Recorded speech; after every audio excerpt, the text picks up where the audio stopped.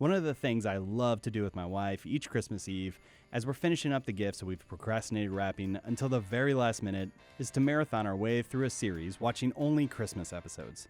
Doing this not only puts us in the Christmas mood, but it really gives us a way to relive that series without watching the entire catalog. Community is a great series for this type of marathon, as its romantic and scholarly subplots don't really matter at all in the narrative of the story. Meaning as long as you've seen the series, you can hop into any of these episodes and pretty much know what's going on. So today, let me be your guide to the Pierce Hawthorne and Greendale Six's past as we journey through Christmas with Greendale. Be warned, spoilers. First up, Comparative Religion. Nestled cozily in the middle of Season 1. The first season of any series can be a little shaky, as it finds its approach, its tone, and the voice of the show, as well as the actors ironing out the nuances of their characters. First time I got punched in the face, I was like, oh no! But then I was like, this is a story. And a good one. Yeah. Community is no exception to that rule, but nonetheless, the formula that makes Community both poignant and hilarious is present even this early on.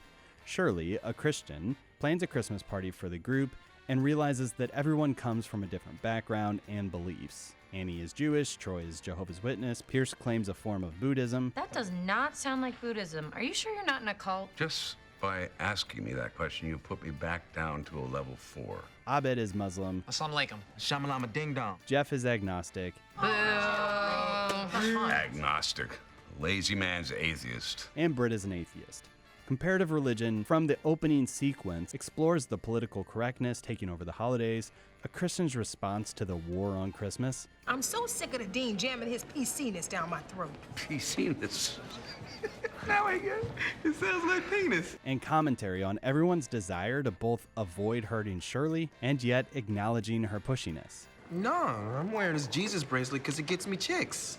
The episode's full of insensitive and ignorant remarks made by Shirley about the other religions or belief structures. Oh, is this your Hanukkah holder? It's pretty. Oh, what is that interesting smell?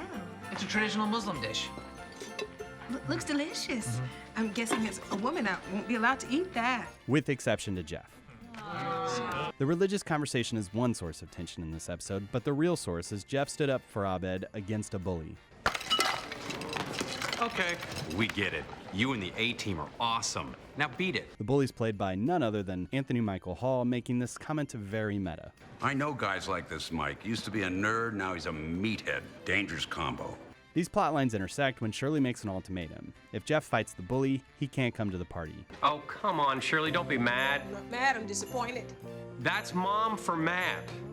The ultimatum is then passed on to the rest of the study group. I want to go to Jeff's fight. As I told Jeff, no one that goes to the fight can come to my party. He's dead to me, and if any of you leave, you'll be dead to me too. They ultimately decide to stand up to Shirley's depression-fueled holiday cheer, go back up Jeff, and a massive brawl occurs. Only after Shirley decides to back up her boy, Jeffrey, kick his ass.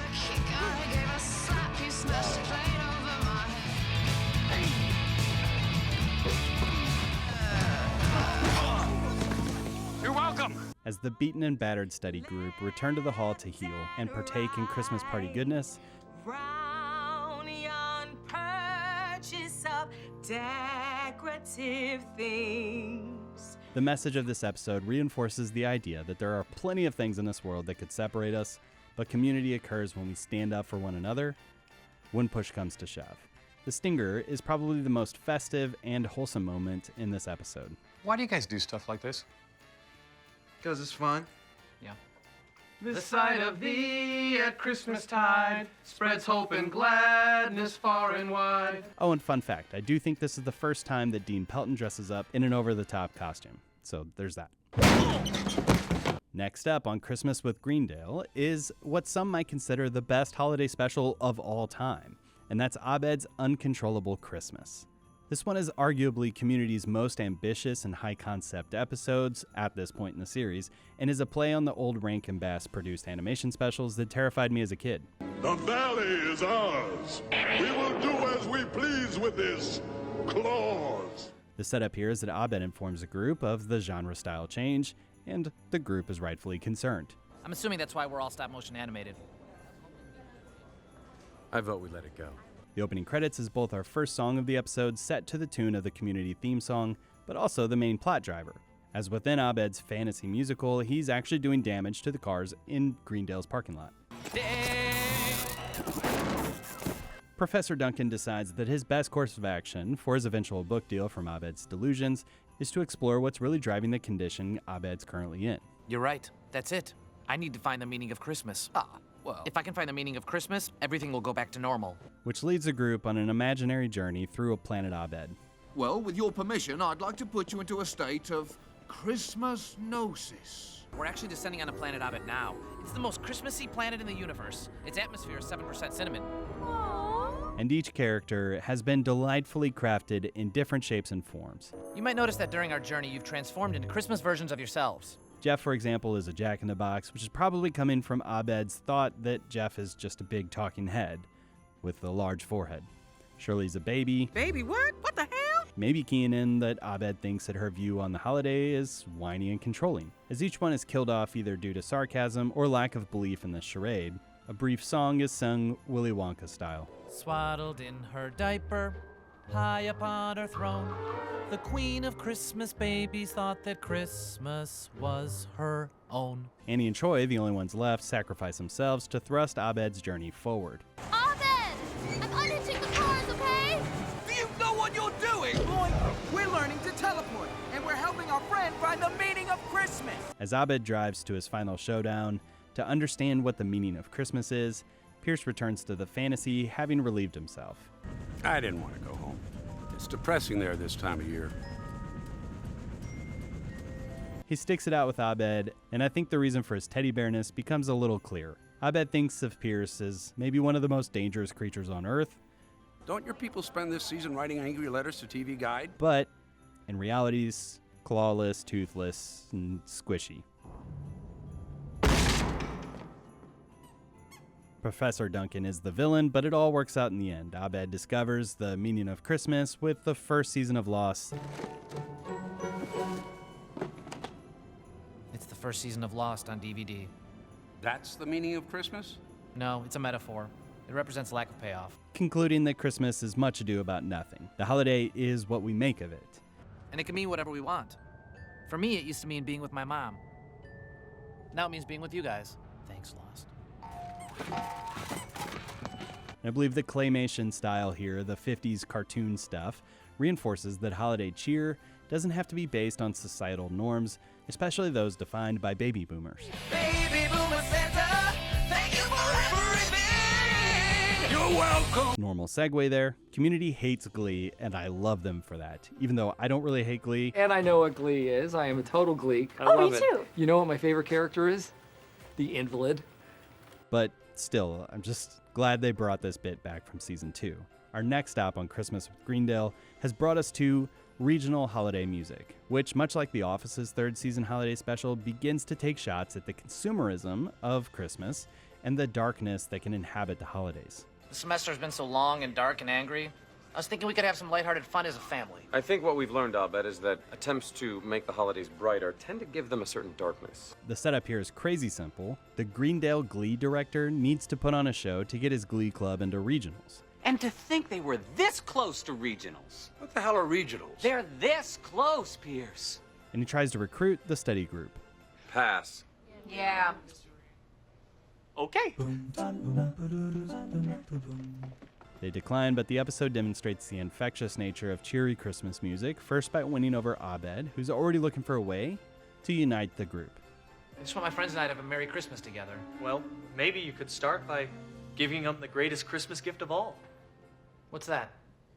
Glee, it's a feeling. Abed wins Troy over, Making it seem like I'm celebrating when actually I'm infiltrating Santa's operation. Yoip, going deep, cover past enemy lines, making every... Troy and Abed win over Annie off screen. Totally.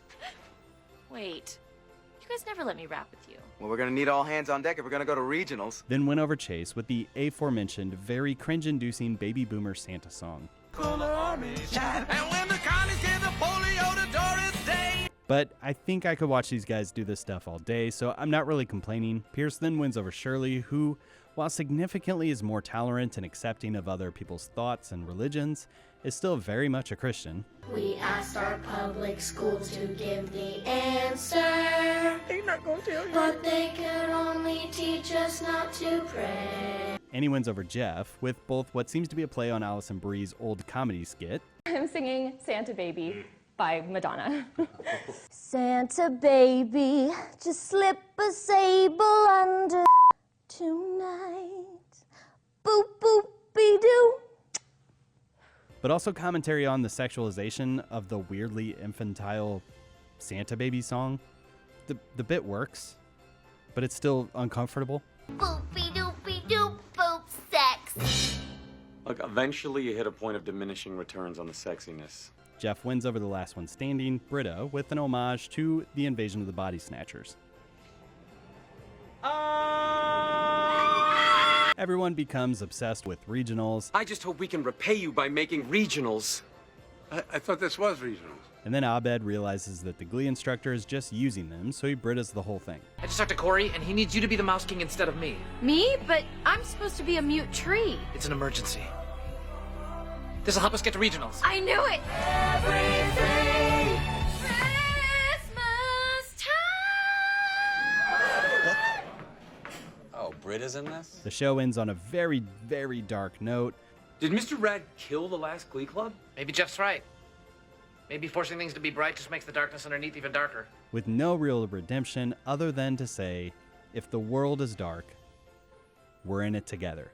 We decided we wanted to spend the holiday together. It's been a dark semester. I basically killed a guy. And I kind of attacked you guys with a fire axe. Regional holiday music ends with the group together in the apartment watching Abed's favorite show, really granting the one wish that he had for Christmas anyway. And the stinger in this one is a very special rendition of Carol of the Bells. The last stop here on the Greendale Polar Express is what some would consider the weakest Community Christmas episode in the weakest season of Community. And that's Intro to Knots. It's kind of a mess. I still loved it. The setup is very simple though. Annie tells the group that she's invited Professor Cornwallis to their group Christmas party because word on the street is they've failed their last paper. I heard through back channels we got a failing grade. What? Kendra told me she does assistant work for Professor Cornwallis. I bet she does. The goal is to sway him to up their grade, and the opposite happens. You may remove your lips from my buttocks because you have in fact succeeded in changing your grade. It's now an F. What? You're effing us? A Changnesia to Kevin supposedly ties up the professor in a plot point that I've never really understood too much. Like, we find out later that Chang was trying to get the group expelled. Hey, it's Chang. No, they're not expelled. I have to do something else. But also we find out later that the knots were never really tied in the first place. So Chang isn't stupid, but does real Chang not know how knots work?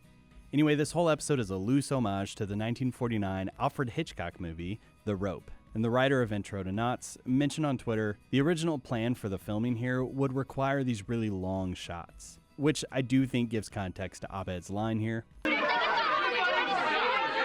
is amazing, and possibly all in real time. Cornwallis attempts to split the group up against each other, but he's really just playing mind games as he's equally desperate to fit inside of a community himself. Seeing as you saved me from my yearly Christmas tradition of plum pudding, roasted goose, and updating my suicide note.